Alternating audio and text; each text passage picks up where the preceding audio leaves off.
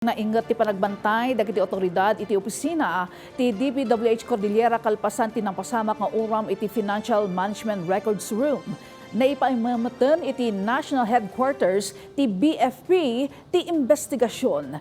Ada update ni Jezreel Kate Lapisar.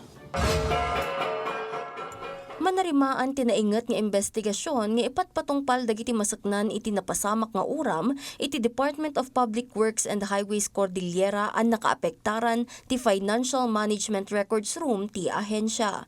Agtultuloy ti panagbantay dagiti kamang ti Baguio City Police Office kas pamilin ni Baguio City Mayor Benjamin Magalong tapno may pasigurado nga awan ti makaserak nga individual iti fire scene. Ken may pasigurado ang natalgad dagiti dokumento nga addaan iti nauram a kwarto. We help sa yung Bureau of Fire Protection kasi sila talaga naman yung may hawak ng case. We also conduct investigation at isasubmit namin yung resulta ng investigation sa kanila, parang parallel investigation. And for now, may mga naka-deploy pa rin doon na mga personnel.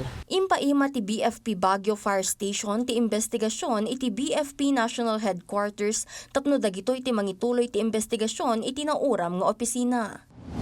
Mga documents po, and yun nga po, hindi na nasa DPWH na po kung ano yung mga documents na nasunog. For further investigation, yun, nagkakandak pa rin po yung national headquarters natin ng investigation dun sa mga nag-gather na data nila nung last na nag-investigate po sila. May palagip ang na-report ti uram iti 5:25 ti malam iti January 14. No sa dino na uram ti Mesa Metro Quadrado ti Financial Management Records Room ti ahensya. May basar iti investigasyon na uram ti Mesa adakkel a vault ang mapapati ang naglaon kadagiti sensitibo a dokumento ti DPWH no pay saan ang nadadaol dagiti dokumento gapot a fireproof daytoy. Agtultuloy ti regular nga operasyon ti ahensya bayat a maimbestigaran ti nauram a paset daytoy. Jezreel Kate Lapisar para iti Pambansang TV, iti Baro, Pilipinas.